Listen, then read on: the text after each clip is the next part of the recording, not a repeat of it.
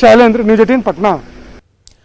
पटना करीब करीब हर साल बाढ़ और जलजमाव की समस्या का सामना करता है, ऐसे जैसे इसकी ये नियति बन गई है।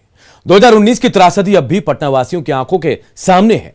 पटना में नमामि गंगे परियोजना पूरी नहीं हुई तो दूसरी तरफ गड्ढों, नालों और सड़कों का यह हाल है, जो बता रहे हैं कि पटना की मुश्किलें कितनी बड़ी है।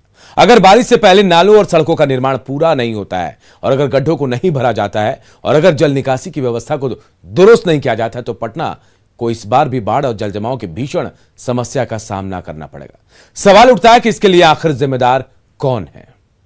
बढ़ते हैं आगे और बात करते हैं वैक्सीनेशन की। तो देखिए, 31 दिसंबर तक राज्य के 80% आबादी को कोरोना का टीका लगाने का लक्ष्य रखा गया, लेकिन वैक्सीन को लेकर जो भ्रम की स्थिति है वो इस लक्ष्य में सबसे बड़ी बाधा बन गई है। दानापुर के भुसौला इलाके में अब तक 10% लोगों ने भी टीका नहीं लिया है।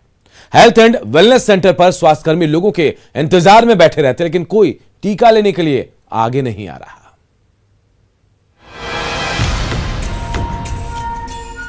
वायरस पर वार के लिए फौज तैयार।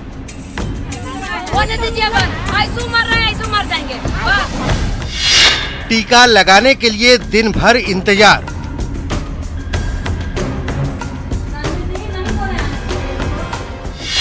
संक्रमण से जंग को तैयार नहीं समाज।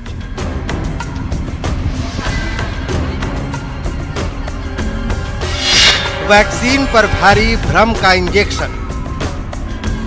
दिसंबर तक पूरे देश को कोरोना का वैक्सीन लगाना है।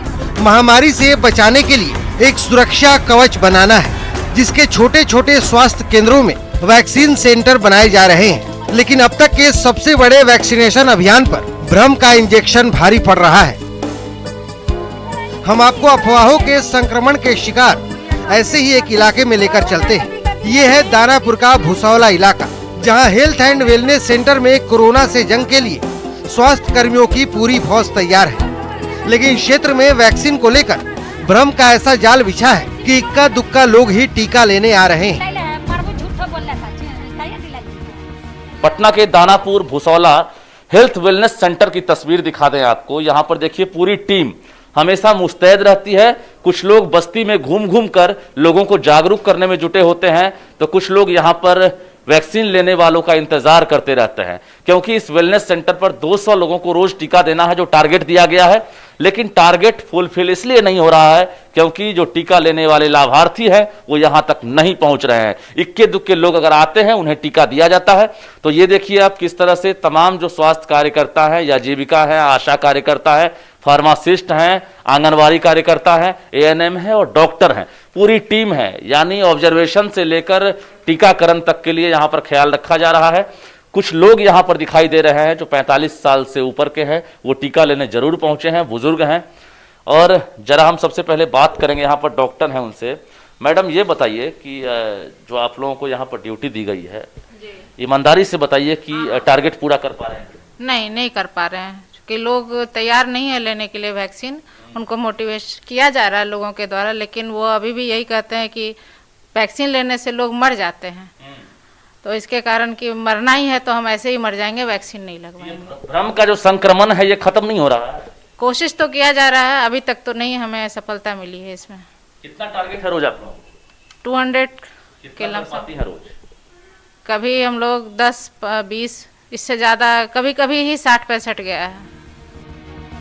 हैरानी की बात है कि इस सेंटर पर हर दिन 200 लोगों को टीका देने का लक्ष्य रखा गया है, लेकिन 10-20 से ज्यादा शायद ही किसी दिन लोग टीका लेने आते हैं। तमाम जागरूकता अभियान के बावजूद आलम यह है कि 4 से 5 घंटे के इंतजार के बाद भी महज इक्का दुक्का लोग ही टीका लेने पहुंचते हैं। ऐसा भी नहीं है कि इसमें टीकाकरण अभियान में सिर्फ अफवाहों का संक्रमण ही खलनायक बन रहा है, बल्कि कई और तकनीकी दिक्कतें भी सामने आ रही हैं। एक ने कह दिया उफी का तूतू में मैं, हाँ उफ ने जो कह दिया वही लेके चलना है, बिल्कुल एकदम। दूसरा, जो आधार कार्ड कुछ लोग आते भी हैं लेने, तो आधार कार्ड जो बना हुआ है, आदमी है 70 वर्ष का, आधार कार्ड 25 का बना हुआ है, 25 साल फो कर रहा है, तो हम चाह के भी नहीं दे पाएंगे उनको। ये जो आप लोग अभियान चला रही है कि जान नहीं जाएगी, टीके से आप सुरक्षित रहेंगे, ये अभियान कारगर नहीं हो रहा? कारगर होती है अभियान, लेकिन एक ही बार में आप चाहिएगा कि कुछ भी कंप्लीट हो जाए, तो कड़त अभ्यास तो वही अभ्यास करते करते ही हो पाएगा। 5 घंटे हो गए आपके आए हुए, कितने लोगों को टीका दे दिए? अभी तक हमने 2 टीका दिया है, बहुत में आशा और आंगनबाड़ी की मेहनत से। अभी और भी लोग आ रहे हैं हमारे क्षेत्र से। कितनी आबादी है यहाँ पर, अंदाजा है? लगभग यहाँ 20,000 के लगभग में आबादी है। 20,000 में कितने को दे चुके होंगे आप? अभी तक हमने 500 तक दिया है। तो भूसौला में तकरीबन 20,000 की आबादी और अब तक महज सिर्फ 500 लोगों यानी सिर्फ 2.5% लोगों का टीका लगना अपने आप में इस अभियान की सफलता को लेकर बड़े सवाल करता है। जाहिर है महामारी से जंग में टीकाकरण को धारदार बनाने के लिए नीतियों के साथ साथ ऐसे समाज में नजरिए को बदलने की रणनीति भी बनाने की जरूरत है। न्यूज़ 18 के लिए पटना से रजनीश कुमार की रिपोर्ट।